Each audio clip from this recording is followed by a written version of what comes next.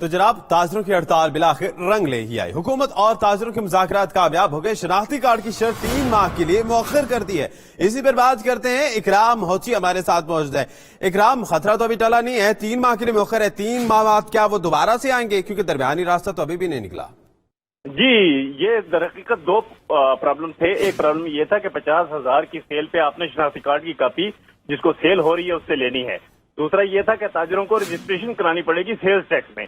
تو تاجروں نے کہا کہ بھئی ہماری تو سیلز ٹیکس میں رجسٹریشن سے ہم مبرہ ہیں، ہمارے خلاف تو کوئی قانون نہیں ہے، آپ کیوں مانگ رہے ہیں؟ اور انہوں نے ساتھ یہ کہا کہ اگر ہم شناختی کارڈ لیں گے تو وہ تو ہمارے خلاف کیس بن جائے گا، ہم اس کیس سے ڈرتے ہیں۔ دوسرا یہ کہ ہم ڈاکومنٹیشن نہیں کریں گے۔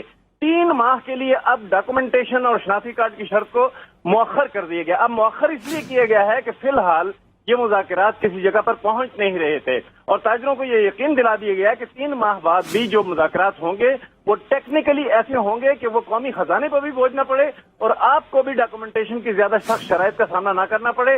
اس کے لیے ایک نیا فارمولہ بنایا جائے گا۔ اس فارمولے کے تحت یہ دیکھا جائے گا کہ کتنی سیل ہوئی، کس سیل والے کو شناختی کارڈ لینا ہے، کس کو نہیں لینا، کس سیل والے کو رجسٹریشن کرانی ہے، کس کو نہیں کرانی، تو وہ اس کی بینچ مارکنگ کی جائے گی۔ اس کے بعد یہ معاہدہ دوبارہ کیا جائے گا۔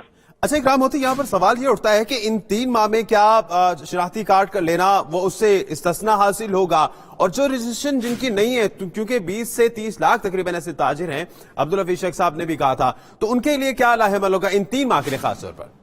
ان 3 ماہ کے دوران ہر چیز سسپینڈ رہے گی، جو جس طرح پہلے معاملہ چل رہا تھا مانیٹرنگ ہوگی اور سسپینڈ رہے گی۔ یہ اس 3 ماہ کے دوران حکومت کوئی نیا قانون نافذ نہیں کرے گی، کوئی نیا نوٹیفیکیشن جاری نہیں ہوگا۔ پرانا جو قانون ہے وہ معطل رہے گا، وہ ختم نہیں ہوگا، جو کہ بنایا گیا تھا شناختی کارڈ کے لیے اور رجسٹریشن کے لیے، وہ قانون معطل رہے گا، اور لہذا اس کی جو تنفیذ ہے، اس کی جو امپلیمنٹیشن ہے وہ مؤخر رہے گی۔ تو فکس ٹیکس کا کیا بنا؟ کیونکہ تاجر یہ چاہتے تھے کہ ہم سے ایک فکس ٹیکس لے لیا جائے، ہمیں اس چکر میں نہ ڈالا جائے۔ ٹیکس جو تاجر کہہ رہے ہیں کہ لیا جائے وہ ٹرن اوور ٹیکس ہے۔ اس میں یہ ہے کہ جو بندہ ٹرن اوور کی شرط میں آتا ہے اسے 2%، 2.5% ٹیکس دینا پڑتا ہے۔ وہ تاجر آلریڈی دے رہے ہیں، اور وہ کہتے ہیں کہ ہم دے بھی رہے ہیں اور ہم انکم ٹیکس بھی دے رہے ہیں، جس سے ہماری ڈاکومنٹیشن کی جائے۔ در حقیقت معاملہ تو ڈاکومنٹیشن کا ہے۔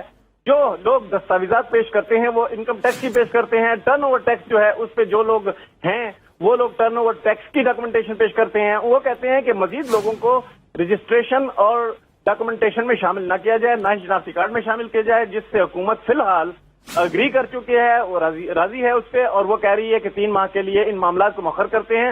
اس دوران ٹیکس ایکسپرٹس بیٹھ کر تاجر تنظیموں کے ٹیکس ایکسپرٹس کے ساتھ معاملات کو طے کریں گے۔ صحیح، بہت شکریہ آپ کا اکرام ہوتی۔